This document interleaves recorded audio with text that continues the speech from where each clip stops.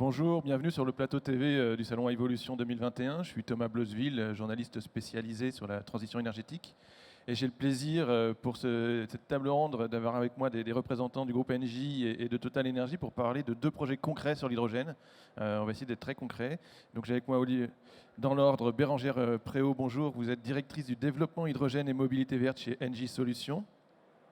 À vos côtés, Olivier Maché, bonjour. Bonjour. Vous êtes senior vice-président hydrogène development chez Engie. Et à vos côtés, Cédric Roux, directeur technique hydrogène chez Total Energy. Bonjour. Alors comme je le disais en introduction, on va parler de projets concrets dans l'hydrogène. On peut peut-être commencer, Olivier Maché, par expliquer voilà, pourquoi vous collaborez avec Total Energy aujourd'hui sur l'hydrogène. Oui, bonjour à tous. Oui, alors naturellement, Engie et Total Energy se sont rapprochés. Alors sur un projet en particulier, un projet qui est positionné dans le sud de la France, projet qu'on appelle Massilia, tout simplement puisqu'on partage une vision commune avec Total Energy de transition énergétique, de décarbonation d'assets, et parce qu'on est convaincu que l'hydrogène va faire partie du mix de la transition énergétique de demain, parce qu'on avait un enjeu particulier sur un site donné, un site industriel, où Engie et Total sont également présents territorialement. Et puis, voilà, on a un savoir-faire qui est partagé avec les deux sociétés, voilà, un langage commun, et donc ça semblait tout naturellement voilà, qu'on se soit rapprochés pour pouvoir développer ce projet. Notre volonté conjointe, c'est d'accélérer, vraiment d'accélérer sur ces développements, de concrétiser des développements industriels avec voilà, une réalité en termes de construction, et vous le verrez très prochaine sur ce projet Massilia. Alors Cédric Roux, ce projet Massilia, en quoi il consiste concrètement ? Tout d'abord, je pense qu'il faut signaler que c'est un projet intégré. Donc intégré tout simplement parce qu'on a une production d'hydrogène, mais surtout on s'intègre, on se localise à côté du consommateur final, la bioraffinerie de la Med. Et dernièrement, on a une fourniture d'électricité, un développement de champs solaires par les deux compagnies pour pouvoir fournir ce projet. Quelques chiffres importants, donc 40 MW d'électrolyse qui représentent 15 tonnes d'hydrogène en moyenne par jour, ce qui n'est pas négligeable. Un stockage de plusieurs tonnes, notamment pour pouvoir s'adapter aux besoins de la bioraffinerie sur une alimentation stable en hydrogène.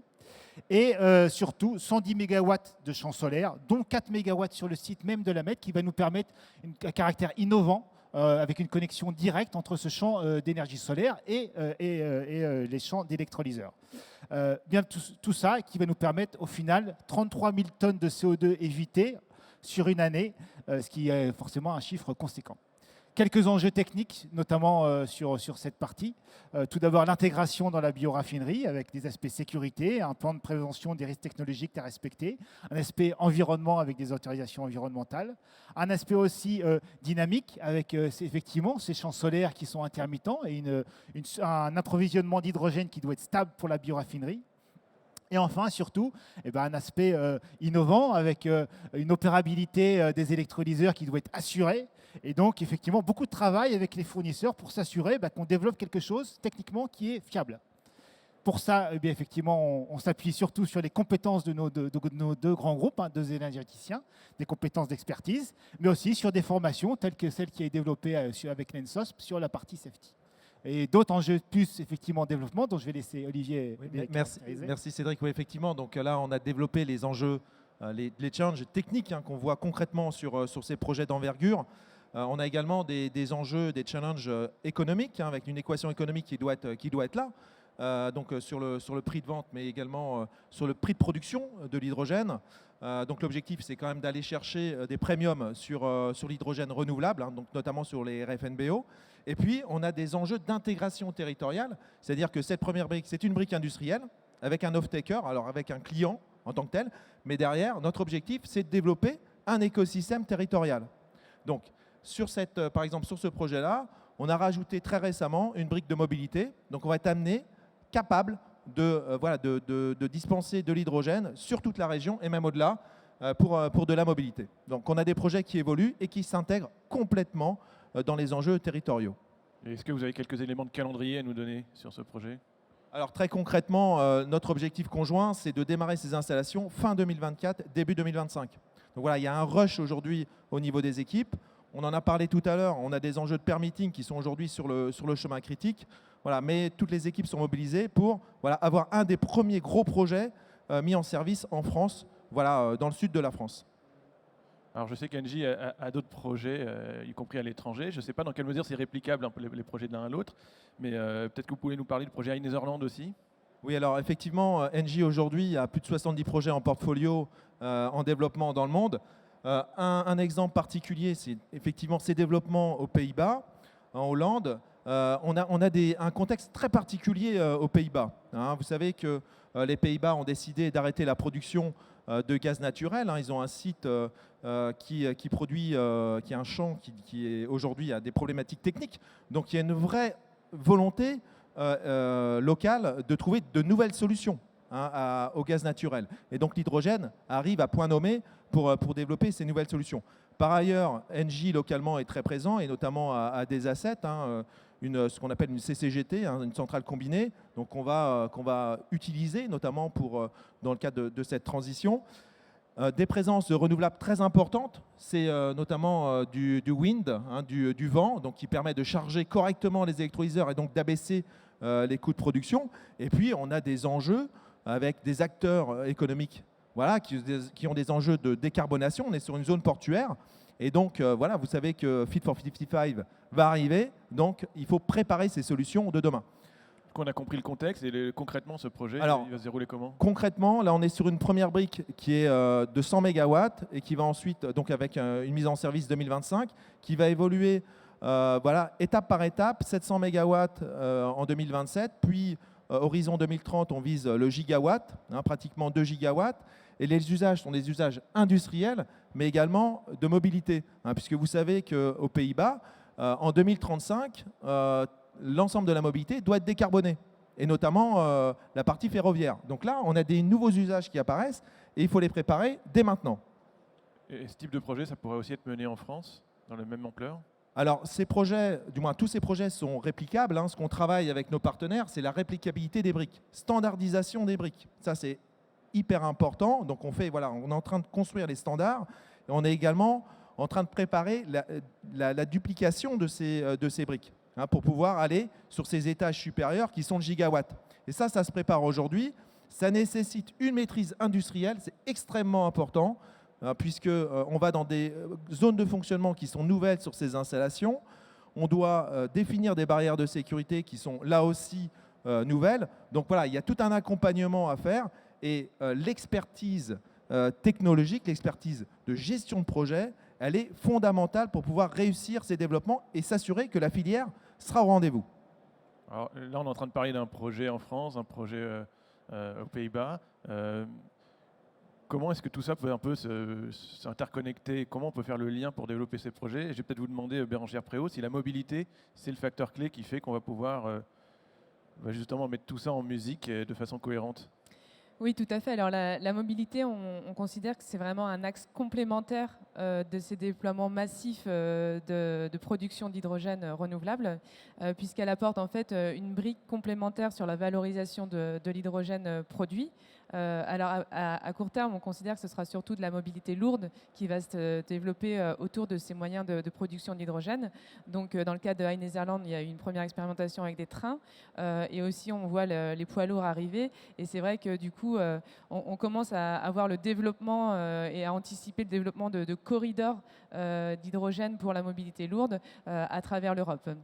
Voilà. Et donc, en général, c'est des projets que l'on développe avec les parties prenantes des territoires pour avoir une vraie synergie et vraiment pouvoir intégrer ces projets localement au plus près des projets qui sont en cours de déploiement.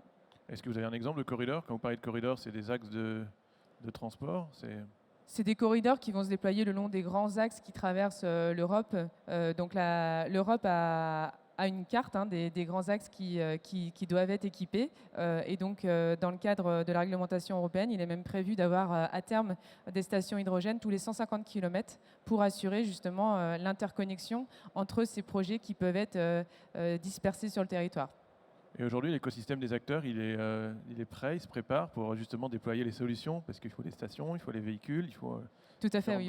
Dans la mobilité, on est vraiment dans le paradigme de l'œuf et de la poule, puisqu'on n'a pas forcément les usages parce qu'il n'y a pas de station parce qu'il n'y a pas les usages. Donc on est vraiment à date dans la construction de ce qu'on appelle des écosystèmes pour promouvoir simultanément la production d'hydrogène et la consommation d'hydrogène dans la mobilité. Donc du coup, on a un rôle important à jouer, nous-mêmes Engie, dans l'agrégation des usages pour pouvoir faire naître des tailles critiques suffisantes pour mettre en place des stations de distribution d'hydrogène et alimenter ces territoires. Et quand vous dites est-ce qu'on est prêt, oui, on est prêt. On sent que la filière décolle est en pleine effervescence. Pour autant, on n'a pas encore tous les véhicules disponibles en hydrogène et il y a une véritable attente sur ce volet-là, puisque tant qu'on ne sera pas dans l'industrialisation de ces véhicules, le développement de la filière ne sera pas au rendez-vous. Peut-être même question sur les deux projets, même aussi chez Massilia, justement. Est-ce que vous êtes à la recherche de compétences, de partenaires, justement, pour développer ces projets? Quelles briques est-ce qu'il vous manque éventuellement? Alors déjà, effectivement, sur les compétences, on est en train de préparer les compétences qui vont rentrer sur les projets, alors sur les phases de design, de construction, mais surtout d'exploitation. Et donc ça s'anticipe puisqu'on va sur des métiers un petit peu nouveaux, même si l'exploitation d'installations industrielles, on la connaît. Les risques, eux, sont nouveaux. Donc on est en train de préparer ces nouvelles compétences. Et comme l'a expliqué Cédric tout à l'heure, un des exemples, c'est le partenariat qu'on a monté avec Bureau Veritas, avec l'ENSOPS, donc qui est l'École nationale des sapeurs-pompiers, qui forme tous les SDIS en France pour pouvoir préparer les futurs opérateurs, les futurs techniciens, les futurs ingénieurs qui vont designer et opérer ces installations. Mais au-delà de la partie pure formation, on a un enjeu de partenariat. On a un enjeu de partenariat parce que les investissements sont extrêmement importants. Les risques aujourd'hui sont présents. On a des risques économiques, il y a des risques de développement technique. Il y a un certain nombre de risques comme ça qui sont identifiés. Et donc, le fait de travailler conjointement avec des partenaires permet de partager ces risques et puis surtout d'accélérer les développements. Sur le projet Massilia, il y a une vraie complémentarité dans les compétences. Une vraie complémentarité. Et on n'est pas dans un enjeu de concurrence, on est dans un enjeu vraiment d'accélération et de monter en puissance pour pouvoir être toujours en avance de phase sur le marché de l'hydrogène. Voilà, c'est ce qu'on cherche. Donc tous nos projets sont faits avec des partenariats, montés de façon un petit peu différente, mais voilà, c'est clé. Et un dernier point, c'est les infrastructures. Les partenariats avec ce qu'on appelle les TSO ou les acteurs sur les infrastructures. Les infrastructures, c'est les pipes, donc c'est le transport de l'hydrogène, mais c'est également son stockage. Et aujourd'hui, si on ne travaille pas, si on n'intègre pas ces infrastructures dans les schémas de réflexion et dans nos développements aujourd'hui, eh bien à un moment donné, hop, on va être bloqué sur les développements, puisqu'on a un vrai développement qui doit se faire à maille territoriale et même au-delà. Donc les infrastructures sont clés. Par exemple, sur la connexion des stations de recharge. Voilà, et l'alimentation de ces stations de recharge. Alors peut-être en guise de conclusion, vous avez très rapidement évoqué l'Europe tout à l'heure. Est-ce que ça vous donne aujourd'hui de la visibilité déjà suffisante, les projets au niveau européen, pour développer tous ces projets? Alors la visibilité, on voit, elle se met en place. Comme je l'expliquais tout à l'heure, le sujet de régulation est un sujet clé pour démarrer la filière. L'Europe est en avance de phase par rapport à ce qu'on peut voir dans le monde entier. Alors, on avait déjà en place des systèmes régulatoires sur le ITS, mais voilà, on a de nouveaux systèmes qui apparaissent, comme sur la RED 2, la RED 3, et très récemment, le 14 juillet, a été annoncé la Fit for 55, donc avec des nouvelles ambitions de décarbonation, avec des secteurs qui vont être privilégiés. Et donc, aujourd'hui, les aspects réglementaires sont prêts à la maille européenne. Il reste encore à les décliner aux mailles nationales, donc ça, on attend encore des déclinaisons régulatoires, mais voilà, les signaux sont très positifs, et là je parle au niveau français, puisqu'on voit des déclinaisons qui apparaissent, et on les attend pour fin d'année, mais également on a des systèmes de support des projets qui sont sans précédent. Sans précédent. Regardez les montants aujourd'hui qui vont être alloués sur l'hydrogène, alors dans les cadres du plan de relance, mais aussi dans France 2030, voilà, c'est quand même... c'est inouï et ça va nous permettre vraiment de garder cette position de leader. Et ça, je trouve que c'est vraiment important aujourd'hui dans le contexte économique actuel. En tout cas, alors, les choses se mettent en place. Donc, on a bien compris qu'il y avait un horizon dès 2025.